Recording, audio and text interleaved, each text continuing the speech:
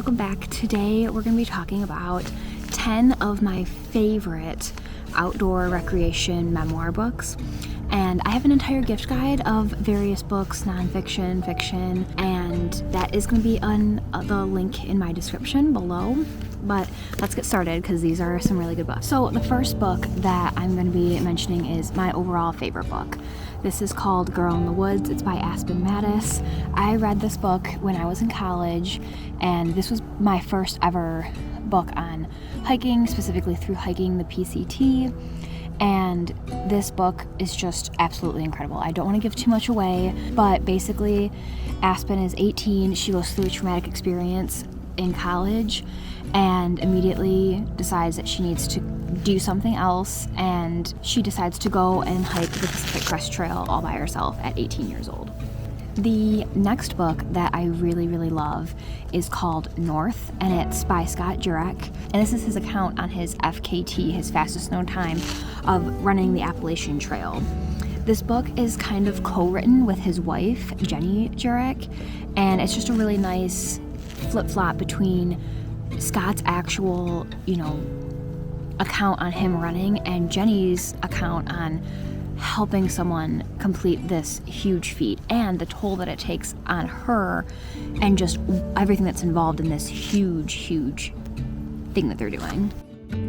The next book that I really love is called Into Thin Air by Krakauer, and you might recognize this author's name because he wrote the infamous book Into the Wild, and he is one of my all-time favorite authors, bar none. I love almost every single one of his books that I've read. I have loved every single one of his books that I've read, and this is a personal account of the Mount Everest disaster. This 1996 Mount Everest hike was one of the deadliest in history. Just riveting to hear his literal personal account of hiking this insane mountain and what happened and all the things that went wrong, and just the personal account of realizing how quickly things can turn in nature. The next book is called A Walk in the Woods, and this is also a very popular one by Bryson, another really infamous author. And this is his account on his attempt at hiking the Appalachian Trail. Spoiler alert, he doesn't hike all of it, but he really goes into detail about how difficult it is, not just physically but mentally.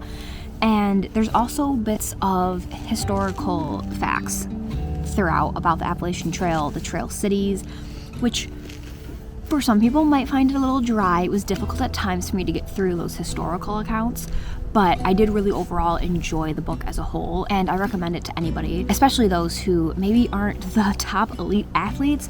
Realize that you can still do these insane, really cool hikes. The next book I'm going to talk about is Run Wild and Be, and this is by Sydney Zester. These are a collection of her poems on running, and I just really loved them as a runner and trail runner myself. They just felt very close to home, and I could really resonate with the metaphors that she was talking about and just the struggles that you have as a runner, let alone what you run for and the different struggles that you can be facing in your personal life that can lead you to seek this wonderful but hard form of therapy, running. The next book is called This One Wild Life, and it is a mother-daughter wilderness memoir.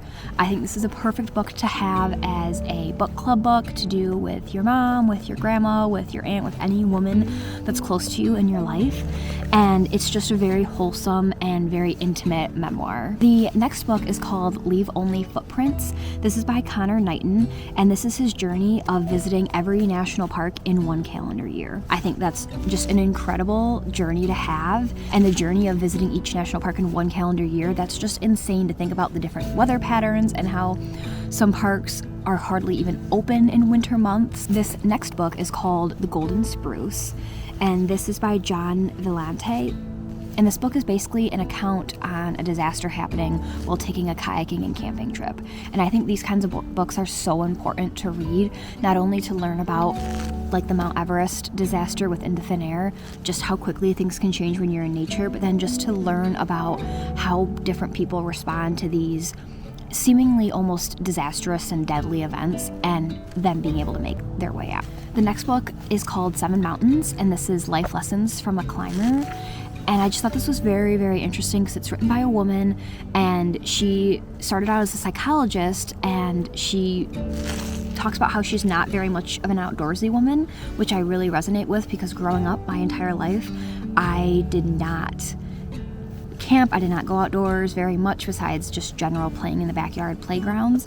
And it wasn't until I was in college that I really fell in love with camping and hiking and going outdoors. I also resonated with this book and loved it because she talks about her first rock climbing trip, which was on the Minnesota's North Shore, Lake Superior, which, as a Michigander, I'm very close with. The second to last book is called The Good Hike, and this is by Tim Keenan. I absolutely love this book.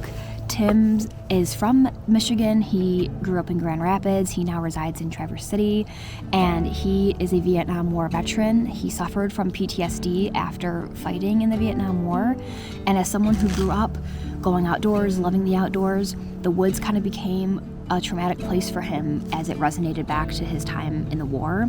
He wanted to try to fight that and get rid of that fear of his and that try to beat that PTSD.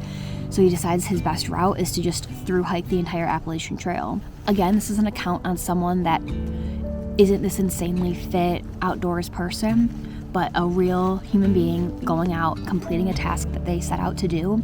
And it's a really, really, really great book. I read it super quickly. The last book that I can't show you because I cannot find my copy of is called Mud Rocks Blazes, and it's by Heather Anderson. And it's her fastest known time account of hiking the Appalachian Trail. Now, she also hiked the Pacific Crest Trail and got the fastest known time. And her Appalachian Trail route was an unsupported hike. She completed it in, I believe, 46 days. And it was just very inspiring, real, and honest in how she talks about that. And that resonates with me a lot because as a trail runner, as a thru hiker, backpacker, it can really get demoralizing and you can really get down on yourself thinking that you can't complete these goals that you have. So her book was really, really inspiring to read.